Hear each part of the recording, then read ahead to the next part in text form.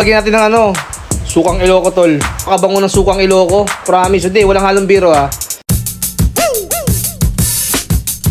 So, meron nga pala akong dumating na produkto. Ayan o. Bali last week pa nga dumating to. Ngayon ko lang gagawa ng video. Medyo busy kasi kaya ayan. Unbox natin tol. Ayun o. Oh, dali boy o. Nakikita nyo naman.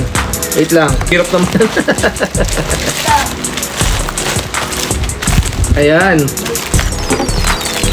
Ayan. So, bali tatlong bote nga pala dumating sa akin mga tol. Meron silang original na sukang Ilocos. Tapos yung sukang Ilocos naman na isa mga tol is yung marami sili. Tapos meron din silang sukang Ilocos yung nagasang. Turmeric siya tol. Bali spice turmeric vinegar. Gawang La Union to. Sabi ko nga pala kanina gagawa tayo ng video. Siyempre, palalampasin ba natin hindi magluto gamit tong Uncle Tom's na sukang Ilocos. Tayo ng mantika. Gamit na mantika na pala gagamitin ko. Ang tol. Yung balon-balon na ng manok. Yung ano, manok.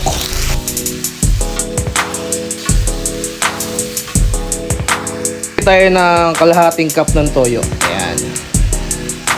Tingin tayo ng pamintang durog.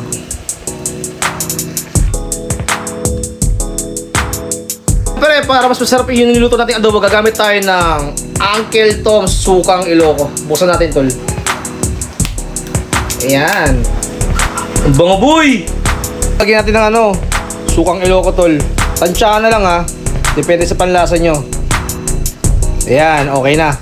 Tapos tol, pakuluan natin ng mga ilang minuto hanggang mag-reduce lang yung suka natin, di ba? Huwag mong hahaluin, di ba? Sabi nga nila, pag luluto ka ng adobo na may suka, huwag mong hahaluin, baka daw mahilaw o mapait yung suka. Kaya nga rin pala ako nung atay ng manok na may puso. Mga tol, kung nandito kayo, kung naaamoy yung niluluto ko, napakabango ng sukang Ilocos. Promise, hindi, walang halong biro ha. Kasi minsan na naman ako gumamit ng sukang Ilocos. Ito siguro mga first time ko lang gumamit nito sa pagluluto ha. Kasi usually ginagamit ko yung sukang Ilocos sa sausawan, di ba? Kaya nga rin pala ako ng gata para medyo kakaiba naman yung adobo natin. Ayan. Kakang gata. Hintayin natin mag-reduce yung sarasa natin sa adobo. Haluhulin ko lang ng kaunti ha. Baka masunog yung ilalim eh. Ayan. Kaya ako ng 2 pirasong sili. Ito naman optional lang naman yan mga tol.